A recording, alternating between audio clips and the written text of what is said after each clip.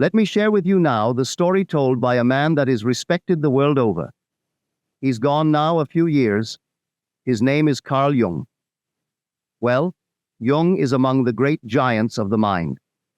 If you name three, you could not omit the name of Jung in any list of three names when it comes to the understanding of the workings of the human mind, as a great analyst, a great psychiatrist.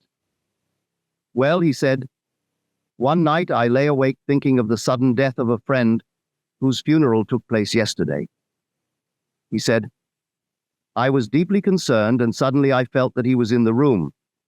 It seemed to me he was standing at the foot of the bed. Not as an apparition, rather it seemed like an inner vision of him. And then, as I felt his presence there and saw him inwardly as it were, because of my work I had to do something about it, and so I explained it to myself as a fantasy. But then I said to myself, suppose it's not fantasy. You have no proof that it is or is not fantasy. Why not give him the benefit of the doubt and credit him with reality? He said, no sooner had I made the decision to credit him with reality than he turned and walked towards the door. I am watching him walk towards the door. Then he beckoned me to follow him.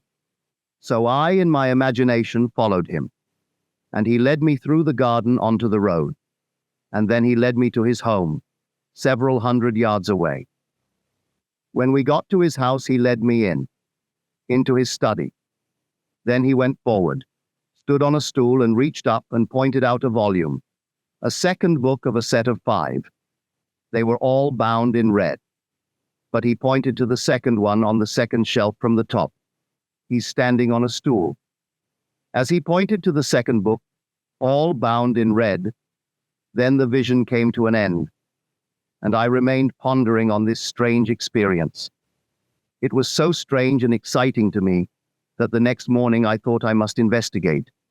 So I walked up to my neighbor's home and asked the widow whether she would allow me to go into the library and look up something, which she willingly granted. I got into the library, and there under the bookshelf is the stool, the very stool that I saw in my vision. I stood on the stool to reach the second shelf, and there were the 5 books bound in red, translations of the novels by Émile Zola. I picked the second one out to read its title, and its title was On Death. The Legacy of Death was the title. Now, he said, the contents didn't mean much to me, but the title was most significant in connection with my experience, The Legacy of Death.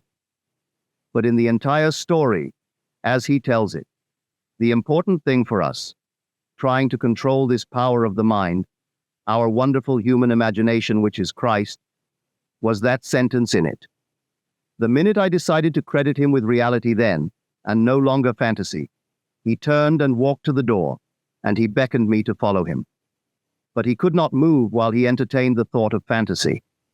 But the minute that he credited that with reality, then reality took shape, walked to the door, and beckoned him to come.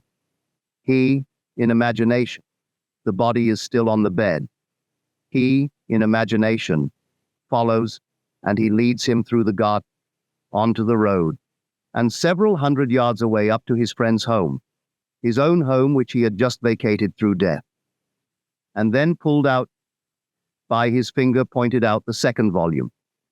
It was the second volume. It was on the second shelf from the top, and it was bound in red. And the stool was there. Well, that cannot be coincidence. A stool, the second shelf from the top, the second book in a series of 5, and the title of the second to be The Legacy of Death. How can you brush it off as mere coincidence? You can't do it. So he assured himself of survival. But in reading that, what impressed me, because I've always known survival, nothing dies as far as I'm concerned. So I know that nothing dies, so I'm not looking for assurance of survival. I'm not looking for someone to encourage me that those I love do not cease to be because they've gone through the experience that men call death. I am so confident of all surviving. God is a God of the living, not the dead. I am the God of the living, said he, not of the dead. Vic 20:38.